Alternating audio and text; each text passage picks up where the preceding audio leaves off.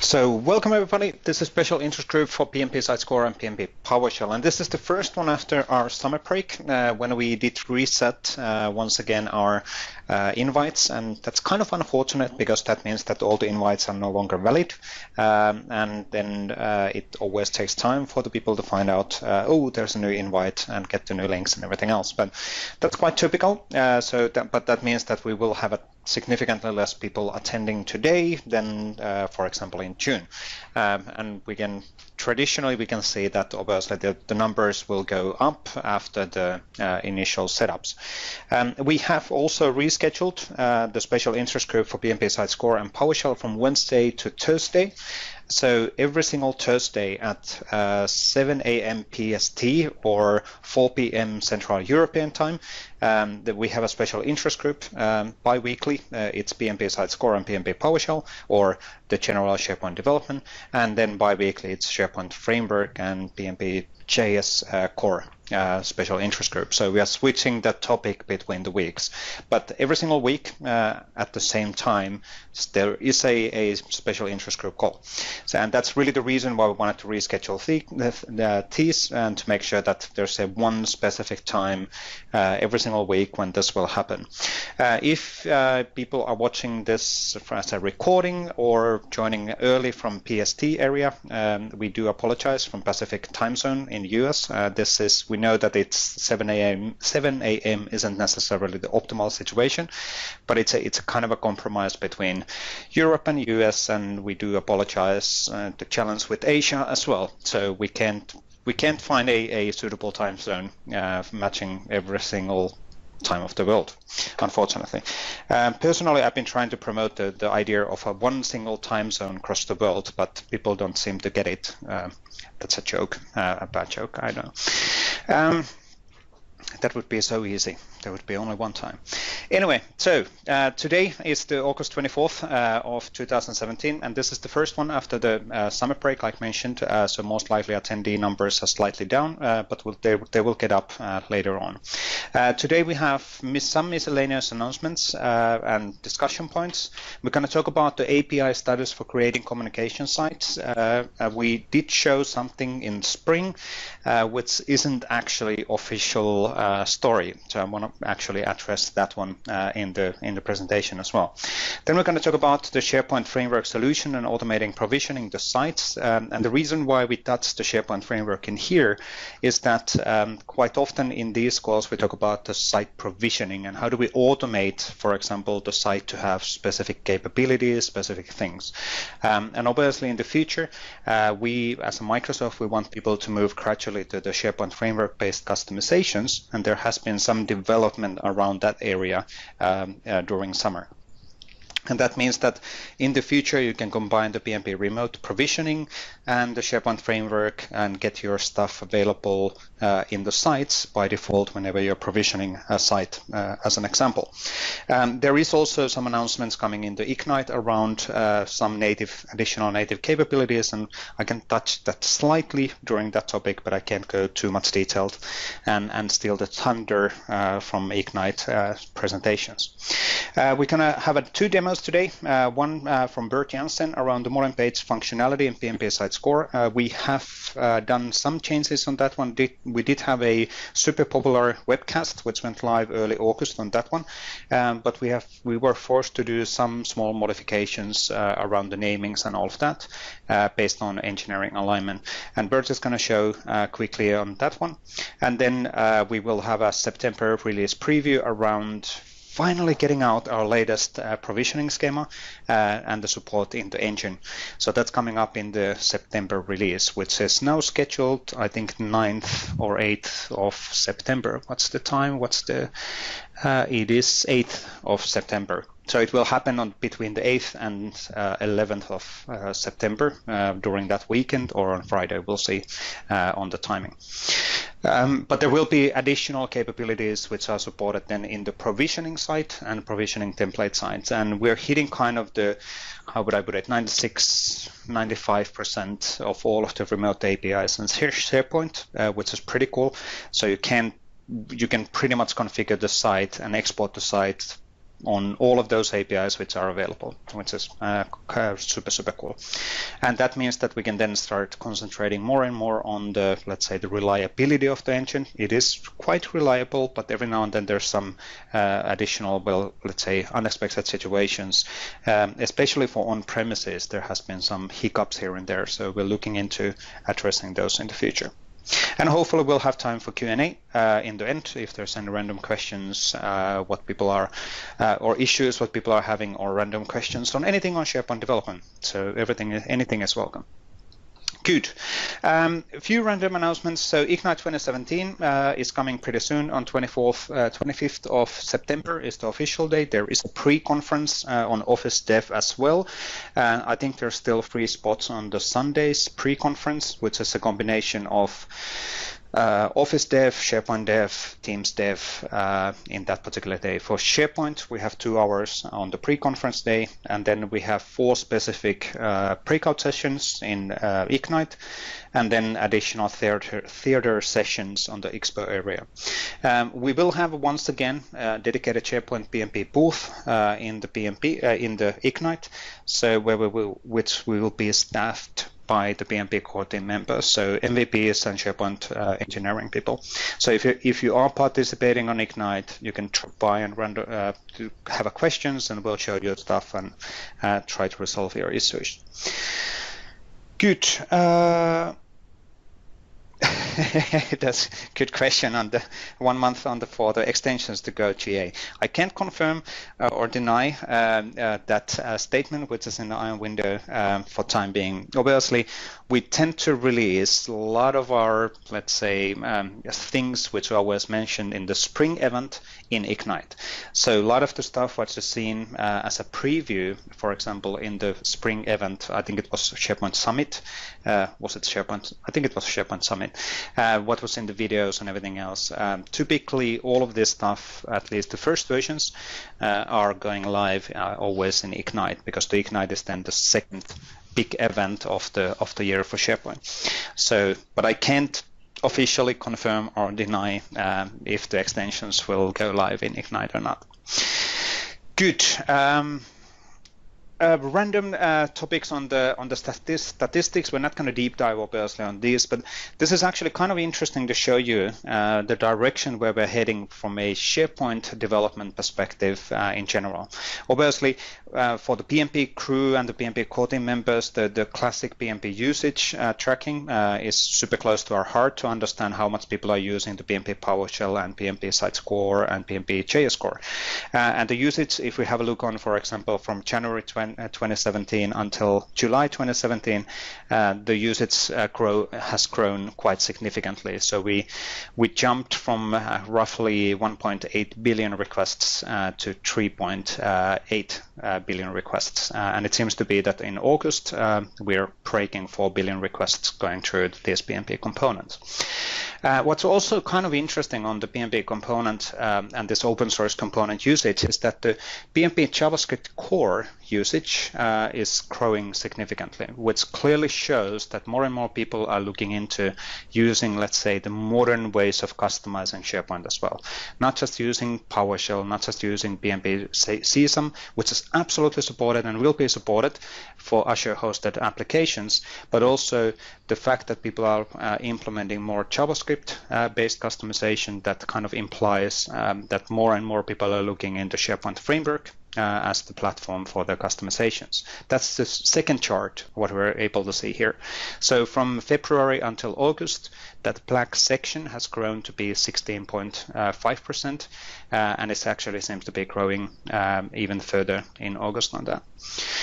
And the last last chapter or last chart quickly on the statistics is more around all of the SharePoint organization GitHub usage. And that's actually kind of interesting as well, because it means that people are finding our GitHub organization and using the GitHub as the source for all of the, let's say, samples and usage references and all of that.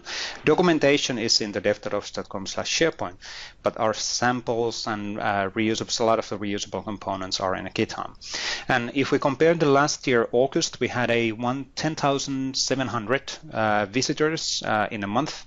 And now in August, that's actually visitors for past 2 weeks, or visitors in 2 weeks on average on that month. It's a relatively complex metric. But in August, for the past 2 weeks, we are hitting 27,000 visitors. So we kind of almost tripled the community usage around the SharePoint in a GitHub. And that's a really good sign as well. So people are finding the samples which are available, they're finding the reusable components, they're finding all of the guidance what we have, which even though the written guidance is mainly in the dev.office.com. But anyway, good signs on people finding what's available. Good. Moving on things, because I don't want to actually, we want to make sure that there is time for demos as well. So let me actually click there. Just a reminder on the PnP Site Score API and PnP PowerShell. This happened in spring, but every now and then in the videos or in the Twitter or in the social media, people are saying that, hey, go to the GitHub. GitHub is actually, there's a lot of content there. Well, the source of this content is in GitHub.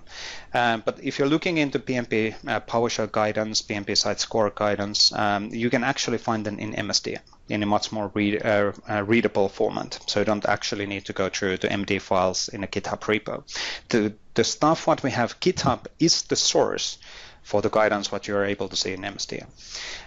So it will have exactly the same content, but it's much more readable and approachable from the MSD and UI perspective, or from the dev.office.com/SharePoint site. Good. What else? Communication sites, programmatic provisioning. So this is something what I wanted to cover because I showed a demo when was it? In June, maybe, how to use the REST API. But officially, right now, we're in the situation related on the communication sites that there is no native API or PowerShell capability to create communication sites remotely.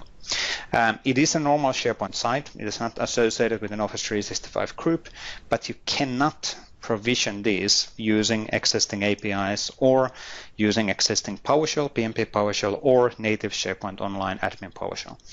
And what we would ask for the people is that if you do have a demand and an idea or objectives to provision these communication sites using an API or using a PowerShell, whatever PowerShell you want to use, please go and vote the issue, not an issue, the request also in the user voice. So we can understand the demand for making this happen. Sooner or later, this will be absolutely supported. The question is more around the more votes the request is getting, the higher it will be stacked in our priorities. Because there is a massive amount of requests and everybody is requesting random stuff. There's a lot of stuff what we can do, but using the votes in a user voice will help us to show that, okay, this is clearly an item what people want to do in the future. This is critical for them because it has, let's say, 60 votes or 70 votes. The numbers don't have to be massively huge, but they actually drive our internal prioritization.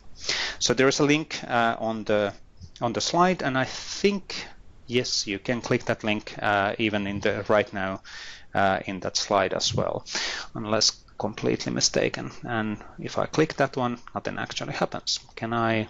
No, I can't. Maybe I should actually paste in that link to the IAM window if you are interested on voting that. Just to make sure that we actually get that one available for you in the IAM window as well. And I can't find it. 1 second, just had it open. SharePoint user voice, communications. There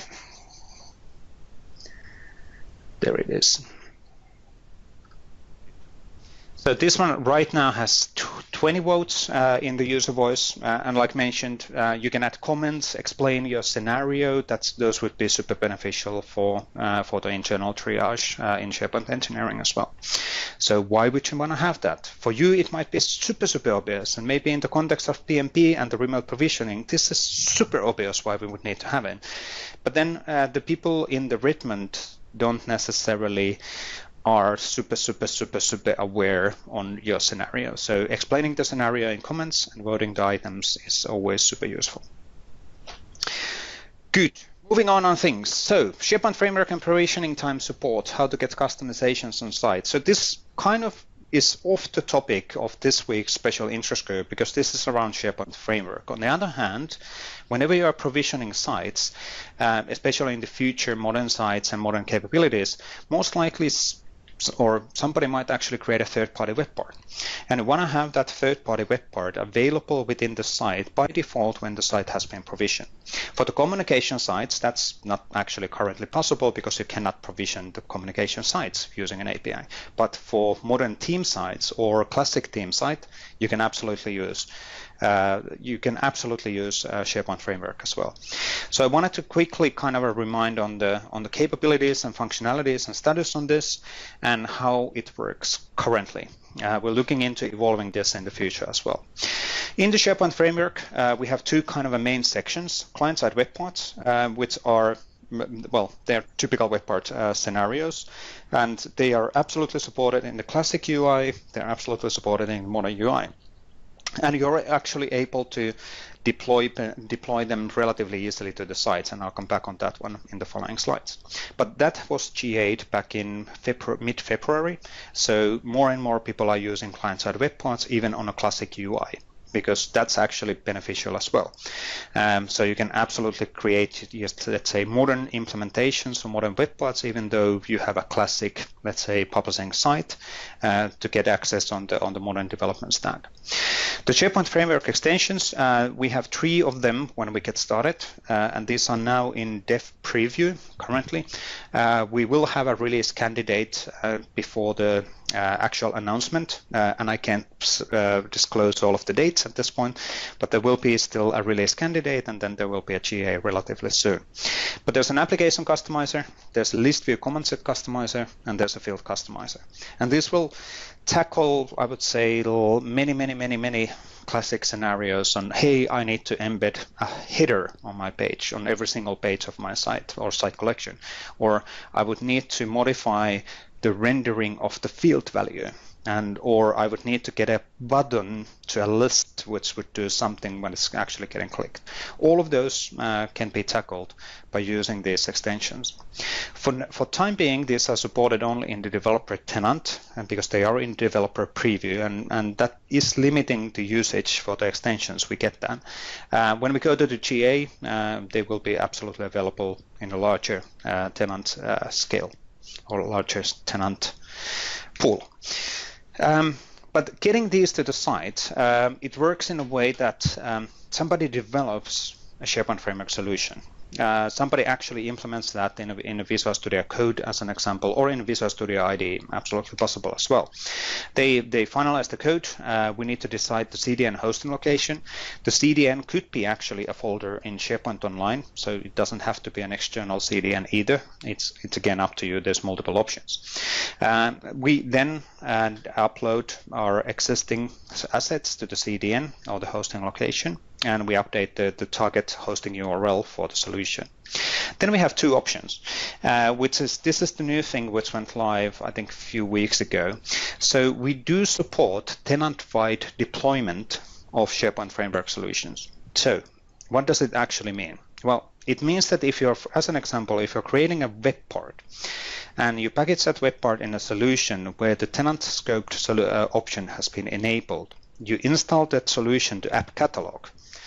If the tenant-wide solution option has been enabled, the web part is automatically available in all of the sites. And because it's automatically available in all of the sites, you can actually programmatically add it on the sites as well. And this is something what actually Bert is going to cover in his demo, unless I'm completely mistaken. Well, not completely cover this flow, but show the practicalities on making custom web parts available on the pages as well. And kind of cover that process. We're looking into getting that option also in the PnP provisioning templates, so you're able to define or extract even the custom pages, and then extract with the custom web part details, and then when you apply, you can get the web parts in the right location. But that applies only to tenant scoped solutions. So when the solution has been marked to be a tenant scope available. If it's not a tenant scope solution, you will need to install the solution to site by site, essentially to enable the capability. And for that one, we're looking into, well, I'm speccing right now an API to make that work. So we're looking into having a native API to automate the add-in and SharePoint Framework solution installation across the sites. I can't tell you exactly when that will be in preview or when that will be available, but we're currently working already on that one. So there is work being done on the engineering side. If you are using extensions, now web parts will be automatically available on the sites as long as the web part has been added to the app catalog. If you're creating an extension, extensions is something which is always associated in the site level or in the field level. And essentially, if you have a tenant scope solution which is containing an extension, the tenant scope solution setting means that the solution does not have to be installed on a site, but you still need to associate that extension to be activated in the object. So either in the user custom action collection or in the SP field collection using the client-side component ID. But you don't have to have the solution installed on a site. So both extensions and the web parts do support this tenant scope deployment option. Hopefully that made sense in the context if you are aware of these options and you're familiar with SharePoint Framework solutions. The key point in a really simple format on these topics is that you are absolutely, you can already today, by using the tenant scoped option, get your SharePoint Framework solutions and web parts available across all of your sites and site collections within your tenant. And you can absolutely use code to just activate and light up your sites using these modern customizations. And that's really the key point to remember, which means that the SharePoint Framework customization options can be already taken into use in the classic scenarios as well. So not just in the scenarios that we have a one widget. No. If you want to truly automate the site provisioning, get your customizations available, make sure that you have all of that stuff available, you can actually take advantage of the tenant scoped deployment option. Which, like mentioned, it's available today. To be fair, the extensions are only available in the developer tenants, but that's going to change pretty soon. And we probably should prepare a quick demo on end-to-end provisioning on all of these options using code for Ignite, so you can actually see that then live on the stage or in the PnP booth as well. Good. Moving on things. So let's move on to the demo section. It was me and a long monologue once again, but let's actually flip to Bert. Let's start with the Bert, showing some of the modern page manipulations with the PnP site score. Something which we did have a webcast already, but were forced to do some modifications on this one after engineering review. But Bert, yes, take it away. Yeah. Yep, I stole the presentation, so let me know when you can see the screen. Because I want to talk about the change we recently did based on engineering feedback, like you mentioned. Yes, here we go. Right. Got it. So, good. Now, for the people that worked with modern pages and tried the new capabilities to add a section and a column on a page, so you can have like a two-column section, and then you can put your web parts in the two different columns. It uses the word, the UI uses the word section for the area, and then inside the area you have columns, so section and columns. Now, in our initial implementation, we used zones and sections, which is slightly different and which was based on internal data structures. But to make it more understandable, we got the feedback to rename it to align with the user interface. So essentially, what does it mean? Where in the past we spoke about zones, that now will be sections. Where in the past we spoke about sections, that will be columns. And the sections and columns terminology aligns with what the user interface shows to you when you are manipulating modern pages. So we did that change. Now, what's the impact? If you used client-side page manipulation, so our API, which we actually released the first version, I think already in April. So we released the first version without sections and columns, because at that point it was not yet available. So if you use that code, that simply stays working. There is no impact. That way of working still is valid, and you can keep doing that. Your code will not break. If you, however, jumped on the latest and the greatest and used the August 2017 version and created a code using our zone and section APIs, then your code will break if you pull down the future September 2017 package. Because you had to change the naming, and I looked at making objects and methods obsolete, but since we go from zone to sections and sections to columns, there is the same name being used for different contexts. That's kind of impossible to do it clean. So that's why we decided to have a small breaking change. Now, this only applies for the people that use the latest version, the August 2017 version, and use the zone and sections to manipulate modern client-side pages. So if you're in that case, then we apologize for the change. It's a quick fix though, so no worries for that.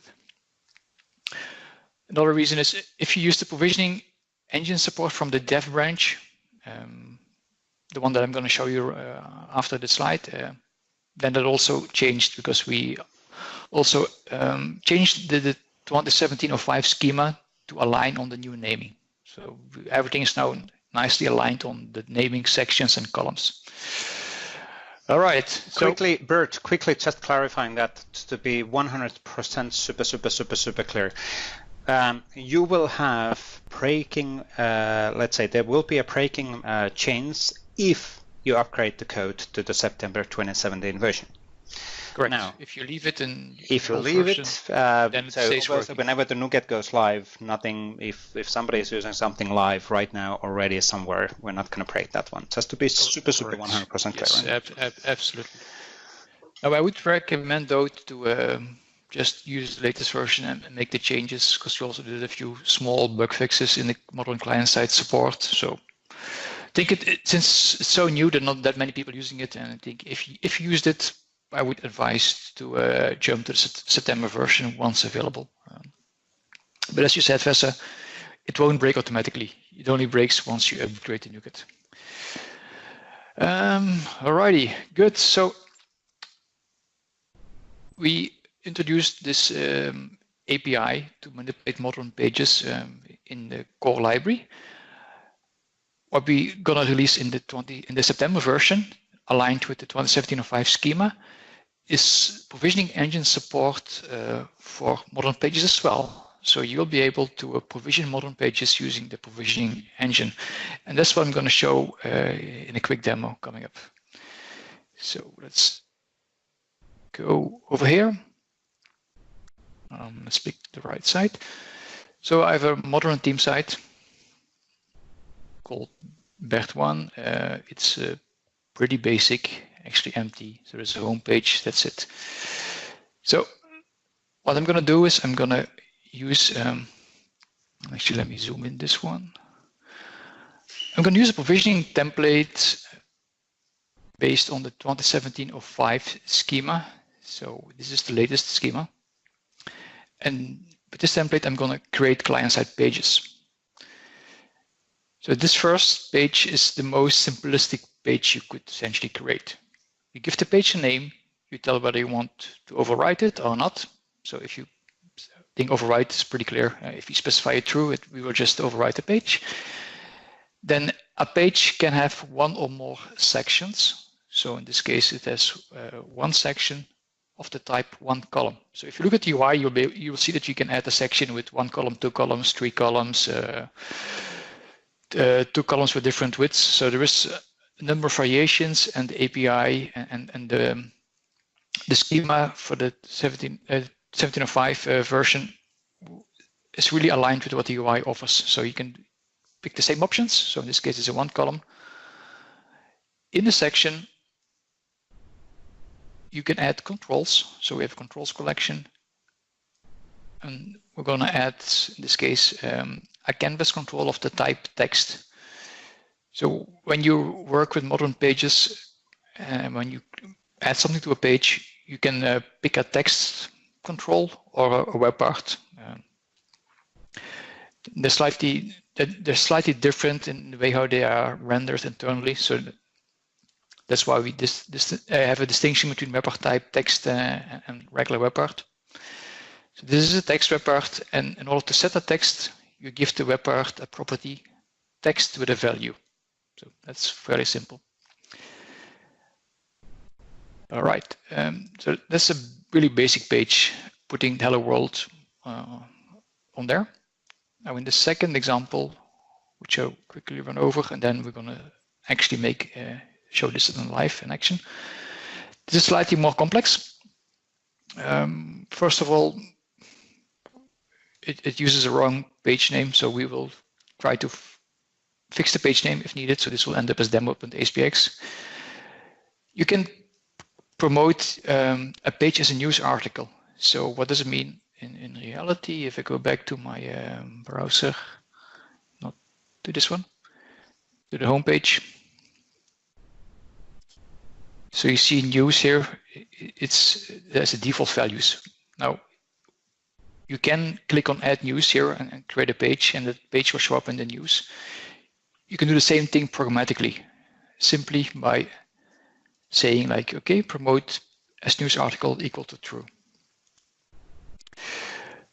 This page is more complex. It has a section with 2 columns. In there, there's 2 web parts. So now you see like web part type custom and web part name hello world.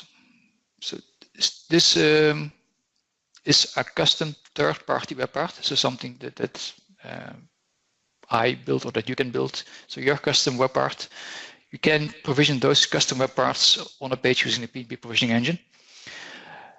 In this case, it's a globally tenant deployed web part, like Vesa explained in the previous slide, which is really convenient. So you deploy the SPFX package once to your app catalog, and then you can just simply install it on every site using PnP provisioning engine.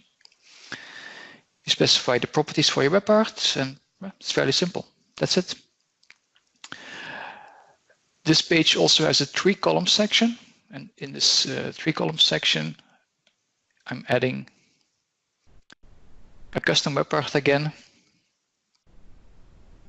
So it's this, let me see, it's the same. No, this is a custom web part where I look up the web part based on the ID. This is actually the same web part, the same hello world web part, but in this case I'm showing you how to load it from the ID instead of the name. So you can either choose the ID or the name to find the web part. You can also pick the column. So this is a 3-column, so it has column 0, 1, and 2. So in this case, it will be put in column 1, which is the center column. And also in this case, I'm just providing a JSON blob with the web part properties. So it's up to you to choose what's the preferred approach, what's easiest for you. You can copy the JSON blob from the workbench when you develop the web part and paste it in here, or you can use a more structured approach where you give the individual properties like this. If you have a complex property set, this is the advised method. This works best for simple properties. And like just to kind of reinforce that one, so when you're developing the web part, when you do gulp serve, it will open up the local workbench, and in there, or in the online workbench, you will have a button from where you can actually get the JSON control data, so you can copy paste that one directly there, which is pretty convenient. Yes, that works really nice. So you have actually a mockup tool to mock up this JSON construction. Yeah. All right, and to finish this page, it has a 2-column section. So this is our 3rd section. So we will end up with a page with 3 sections. And in this 2-column section, we have a text. In this case, the text value is slightly more complex because in the text editor, you can do bold edit and font sizes, all of that. which is translated in a strong and bold text. So you can simply take that HTML and encode it and put it in here. And there is, in this case, a first-party web part. So all the previous ones were third-party web parts. This is a first-party web part. So first-party web part actually is a web part delivered by Microsoft, which is out of the box available for you on all the sites that you work with. So in this case, this is an image web part that I'm provisioning on the site. And I'm simply specifying the image width and height combined with the JSON properties. So here I used only JSON. Here I only use properties. Here I use a combination. So you can do the JSON properties and then update a few of these properties in this way. Do you want to do that? Maybe not, but just showing you the options available in the PnP provisioning engine. And Bert, I have to do a quick joke on this one because obviously there's a lot of discussion on every now and then on, hey, is the XML better than JSON or JSON better than XML? Now we're actually combining both, the best from both sides. We married JSON with XML. Yeah. Yes.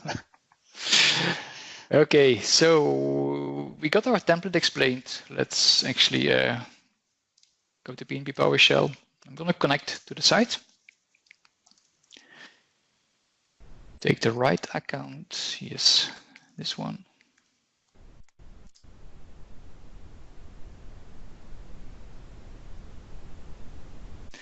I am connected in the right version.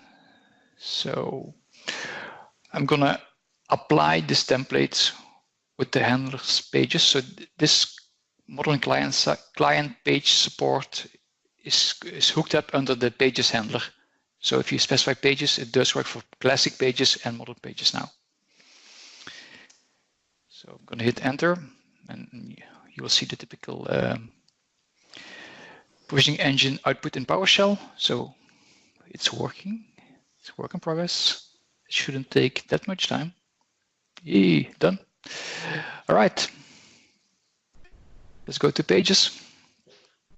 I will see two new pages, simple and demo. So opening up simple. And while this is opening up, I'm also going to click on demo just to save some time. So simple was the one column text with hello world. You see we have a one column section with hello world. That's there. Demo was more complex. I'm going to put it in edit mode so you can see the structure. So we have two columns with a text with bold and italic, so the formatting of the text. We had the two tenant deployed third-party web parts, so customer parts. Awesome work on this. Brilliant web. Each with their own property settings defined in the two columns. And then if you scroll down, you have the same web part again, but now it's a three-column section, but we put it in the middle column. Remember that we picked the column value equal to 1, and it's popping up over here. So anything is possible. Okay. Obviously, Bert, just to ask the question which somebody should ask, and absolutely this is really nice because now that, like Joel is saying on the Iron window, because now this means that we can absolutely provision modern pages. We can apply modern pages on the sites. We can set the third-party or custom web parts as part of the site provisioning. So combining this with all of the SharePoint framework work, is awesome. In the September release of the templates, we do support client-side component IDs for user custom actions, as an example. Yep. So you can actually, as long as you get your extension, whenever that goes GA, which is quite soon, whenever the extension is in the app catalog, you're able to associate that one to the sites which are getting provisioned using the PnP provisioning engine. So this way we can actually truly get the modern extensibility available as part of the modern experiences in the SharePoint site, yep. Which is awesome. We're close to having a full experience on provisioning and manipulating modern experiences. Yes. Now you should make that end-to-end demo of it, by the way. Yes, yeah. we absolutely should do that for Ignite. We'll prep a demo for the booth, and maybe I'll do that in the PnP session. I'll actually that works. Yes, I'll do that in a PnP session. I'll promise. Now, quick question: do we support extraction? Not yet. Not yet. It's still on my to-do list to support extraction. That's one of the pages. The question is, what do we want to extract? Do we want only the home page, or not? We need to think about that. If there's any feedback from the audience, feel free to put it in the chat window. Do you need extraction for modern page? Like, do you want to manipulate the modern home page of your sites, or do you want to keep it like the default one? And this, or a way to do a big pages to it's not so hard to do it, I think, because the API that we built does support reading a page. So it's a matter of doing that, and then we're designing it now in a SIG call. That's probably not the purpose of this call. But it's on my to-do list, let's say, and I'm trying to get it in before the September release. Now, for time's sake, quickly I want to switch topics a little bit. Another modern capability new capability added to the provisioning template to the 2017-05 schema, and that's webhooks. So zooming. So we have a PnP webhooks option now, so you can specify a webhook in the schema, and the provisioning engine will apply the webhook to your list. I'm not going to really run the demo because it doesn't really show much output, but essentially what you can add it like this. You specify the webhook, you specify expiration date. Remember that webhooks do need to have an expiration date. If you not specify it, the max value is 6 months. So in this case, the expiration in days, so this one will expire after 5 days. We do support adding, but we also support updating. So let's say that this particular list already existed in the site, and you specify this webhook. We'll have a look at all the webhooks for this list. If there is a webhook for this list with the same server notification URL, so actually pointing to the same servers being called, we will then refresh the expiration date of that webhook. So you can use the PnP provisioning engine to refresh your webhook expiration if that would be needed. There are different ways to do that as well, but this is one option to do it like this. So that's webhook support. Maybe one thing I wanted to quickly explain, and then I give the word to Paolo. If you go to the PnP code base, and maybe I should show this in the browser, but I think you guys can find this as well. There's a test project, and inside the test project, there's a folder framework, folder functional, and in functional there's templates. So if you ever have doubts about how to write a template, how to use webhook support, how to use client-side pages, what possible variations there are in these templates, in this particular templates folder under functional framework in the test project, you will have a ton of templates showing smaller or bigger setups, but almost all possible combinations and features are listed in these templates. So it's always a good source if you have doubts or you want to start with something new. You can have a look at this one. And just to clarify again, these are our standard unit test or functional tests templates, yes, which are executed once a day automatically anyway. So correct. Right. Thanks, Paolo. You can see the presentation. Okay. The other part. Thank you, Bert. Great demos. And now we will make a quick lap around some of the new capabilities that we introduced in the engine together with the modern pages and the webhooks, all based on the new 2017-05 schema. So I will share my screen and still the presentation. Let me know when you see my screen. Should be on his way right now.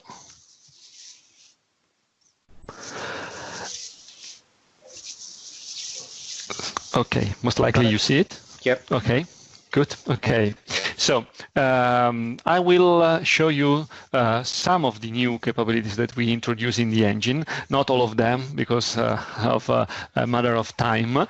But for example, I will start with the classic site in this example, in which we have a classic library, which is a library that I created and I configured to have from a settings perspective. And I was already looking for the new new link in the gear menu, but now it's in classic mode, so I need to go here. And I decided to have the classic experience for this list which I created, this library which I created in this site. I have a modern library as well, and I have a custom list with some items in it and with a custom field called item code, which could be a kind of identifier for my list items in this list.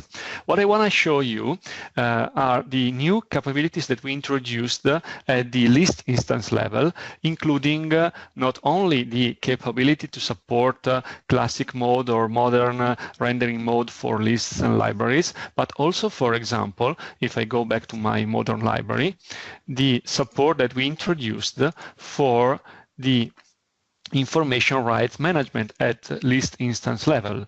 So this modern library has an IRM policy with a few options defined, and now I will use the provisioning engine to extract those lists and libraries and to create the same artifacts onto another site, which is a provisioning target empty site, which I just created. It's an empty theme site, and I will show you how to do that using the provisioning engine. So first of all, let me go to PowerShell, which will be my interface to use PnP and the provisioning engine. I will connect to the source site, which is the one we just saw, and I will extract the provisioning template just targeting the lists handler and using the latest schema version, which is 17.05. Just as a reminder, right now in the latest master merge, in the latest release of PnP, we still have as the default schema version the 2016-05, and in order to use the latest one, which is under preview right now, and it will become fully GA, I would say, in the September release of PnP, you have to specify that you want to use that one. And that's why I do that here. So let me extract the artifacts for lists. I will overwrite an already existing file. It will take a while, and it will extract all of the information about the lists that I have in my source site. It is extracting the classic library and all the other lists and libraries. It's a matter of few seconds, and then we will be able to see that we have new attributes and new elements in the schema that we can use to configure these settings. In the meantime, while the PowerShell CMDLet is working, I want to show you that still at schema level and at the provisioning engine level, when you have a provisioning template element, you can configure in that element not only the information that we already know, like the version, the base template for the site from which we extracted the artifacts and stuff like that, but we also added the capability to define a template culture info, which can be used, not now, which can be used to define which will be the culture used for any field value, for example, that we have in a template. So if you want to have field values with a specific culture and you want to have the engine to process their values properly, you can set the template culture info, for example, for Italian language, could be 1040, and you can instruct the engine to handle all of the data values using the specific culture info that you want to have, as well as you can define a scope for a template, which can be undefined, can be a subweb, or can be a root site, so that you can define what is the right target for your template. And the engine will allow you to apply, for example, a template for a root site just and only if you target another root site, in order to avoid any issue or any unintended failure while playing with the engine. That said, let me close this file and let me open it again to show you the output of my extraction. So let me copy the path of this file and let me open it again. As you can see here, we have the list instance for our classic library, and in the XML extracted by the engine, in the right side somewhere here, we have the list experience attribute with classic experience, which will instruct the engine to create the new list, still setting this configuration onto the target site. At the same time, for the modern library, we have some IRM settings here, which are new stuff we introduced in the latest schema. And we have IRM settings enabled, and we have all of the settings for our IRM policy extracted by the engine. So now, for the sake of timing, I have a smaller template which has been extracted before this demo, and which has just the classic library, the custom list with rows, and the modern library, just to save some time during the demo. And I will apply this template onto my target site. So I will connect to the target site, and I will apply that template still using just the handler for lists for the sake of brevity. So let me apply this template onto the target. It will create the 3 lists or libraries, and it will configure all of the custom fields.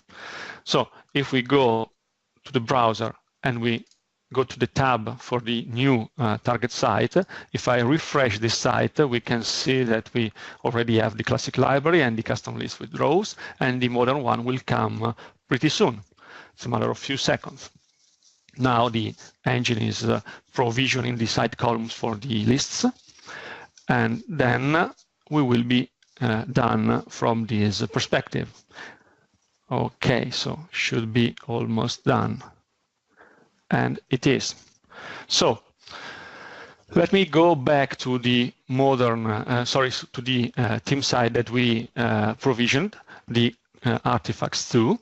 And here I have the classic library, which still has the classic experience. So we were able to keep the setting, as well as the modern library. And if we go to the settings for this library, we can see under IRM that we have our policy with all of the options configured, as well as we have our custom list with rows. But another interesting capability that we introduced at the schema and at the engine level is the capability to manage updates on data rows if you want to create a template which will also include data rows. And that's why here I have another XML template which will target the latest schema 2017-05, in which I have the custom list with rows, which includes some data rows elements. So if I will apply this template onto the target site, it will create a couple of new list items, one with the item with code 01 and one with item with code 02. Let me do that right now. So let me apply this template still onto the target site. Just to be sure, let me connect one more time and let me apply this template. It will just configure all of the already existing settings for the already existing list, and then it will create the 2 list items into the target list. Now, what is really powerful in the new capabilities that we introduced is that we can now, and as you can see, we have the list items, we can now update any of the already existing list items simply using a column which will be used as a key column to identify an item that we want to update. So, for example, let me remove the comment from here, and I will create a new data row, which will be code 03. And here I say, from a data rows perspective, the key column for all of my data rows is the field called item code. So whenever there is a data row with a key which already exists in the target list, instead of creating a new item, the behavior will be to override, to update any existing item. Or eventually you can skip any already existing item. It's up to you. So if I say, for example, that I want to update this item, and I want to update this item as well, I save the template and I apply it again. Now, the two already existing items will be updated, and the third one will be added to the target list, which was a very often requested feature from an engine perspective. So it's a matter of a few seconds again to see the result. And let me go back to the site here. And if I refresh, I have the two updated already existing items and the new one. Moreover, Paolo, sorry, jumping on this one, just to be 100% again, super clear on things. What about the extraction of this? Right now, we do not extract data rows. Yep. And that's why I used a manually updated template in which I manually created the data rows section. And let me be also super clear on this one. So we don't want the engine to grow to be a migration engine. That is not our intention. This is just a common, this is kind of for basic scenarios. You're able to add these things for the initial provisioning or for the updates as well. But there is this isn't really meant to be the migration engine for all of the things. This is more for migrating your configurations and customizations across tenants, cross on-prem to the cloud, and quite often the engine is being used in those scenarios as well.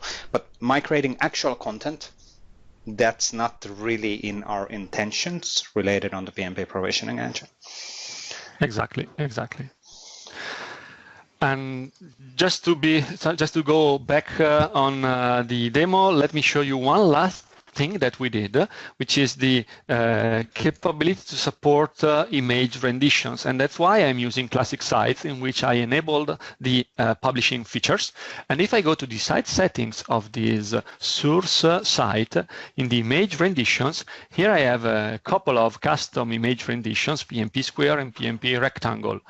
Now, if we use the engine one more time, we can connect to the source site and we can extract using the new image renditions handler. We can extract, of course, we will override the already existing file. We can extract the image renditions. And if I go to the file, as you can see here, we have all of the image rendition extracted together with the two custom image renditions that I created for the purpose of this demo. And one more time, I have another template in which I simply manage these two new image renditions, and I can connect to the target site and apply the template using the image renditions handler. And just for the sake of being fully trusted by you guys, let me go to site settings and let me show you that here I have image renditions, but I don't have the two PnP image rendition items. So if I run the apply PnP provision template targeting the target site using the image rendition handler, in a matter of few seconds, we will have the custom new image rendition items available in the target site. Here they are. So this was just a quick lap around some of the new features that we introduced at the provisioning engine level based on the new elements and attributes that we defined at the schema level. As I said, they will come out hopefully and most likely with the next major release, which will be in September, right, Vesa? Yes, September 8th or 10th. I think that weekend. We'll always target for the first Friday of the month, except that next time the first Friday of the month is first, and we don't want to do it on first, so it will be the next Friday. But typically we'll delay the communications until Monday, so 11th. But during that weekend, between 8th and 11th of September, there will be a master merge and everything will be available. Great. And starting from tomorrow or on Monday, the default schema and the default engine will be the 2017-05 in the dev branch. Yes. So if you want to play with it using the dev branch, if you want to let us know your feedback, feel free to do that. You have about 15-20 days to play around it before we will release the new master merge of the engine. Thank you, Paolo. That's all for me. Yes. So once again, we completely ran out of time for the Q&A because the idea was that we would have a Q&A. But any questions, comments on this one? I think the September release on the finally getting the schema on this level is awesome. And it's brilliant to have more additional capabilities to automate those configurations on the sites as well. Kind of a sneak peek and getting people excited. There will be some announcements in Ignite related on the native out-of-the-box capabilities on the site configuration and provisioning. And we absolutely I'm personally in kind of this weird dual role. So I'm representing the PnP and the SharePoint engineering, depending on the time of the day. But we are absolutely 100% committed to make a let's say the bridging solutions between these, and obviously whatever will be there in out-of-the-box capability first, it won't be as fulfilling solution as PnP provisioning. PnP provisioning has existed now for what, 2.5 years? The original actually idea and remote provisioning thinking started already in 2012 based on CSAM. So it's the thinking on the remote provisioning is almost 5 years old. So whatever we'll have in the natively within the product will take a while to catch up on the right level. But we'll help on this journey and we'll make sure that you can use the product capabilities together with PnP capabilities to truly make your scenarios work. But I do apologize on missing the timing on the Q&A, so we're hitting our 1 minute on over that one as well. If there's any super urgent questions for the time being, feel free to hit them in our window. If there isn't, I think thank you for joining. We'll keep on having this SIG special interest group meetings on every single Thursday, and bi-weekly it will be on the PnP. So it will be in general SharePoint Dev or provisioning and PnP PowerShell, and bi-weekly in the SharePoint framework. So we're trying to keep these two topics as a separate bi-weekly meeting, so you can decide on which one you want to participate. You can participate on both as well, which is good.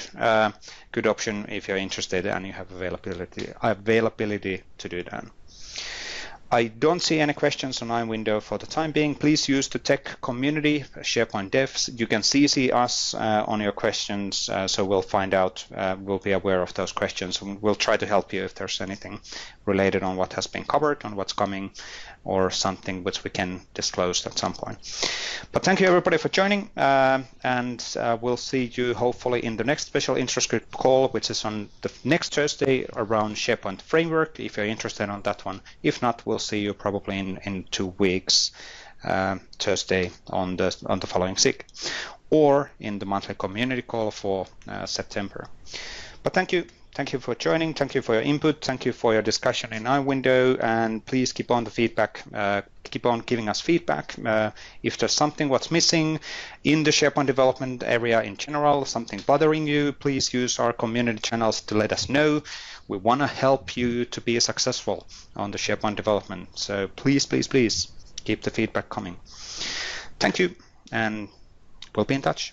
Bye-bye.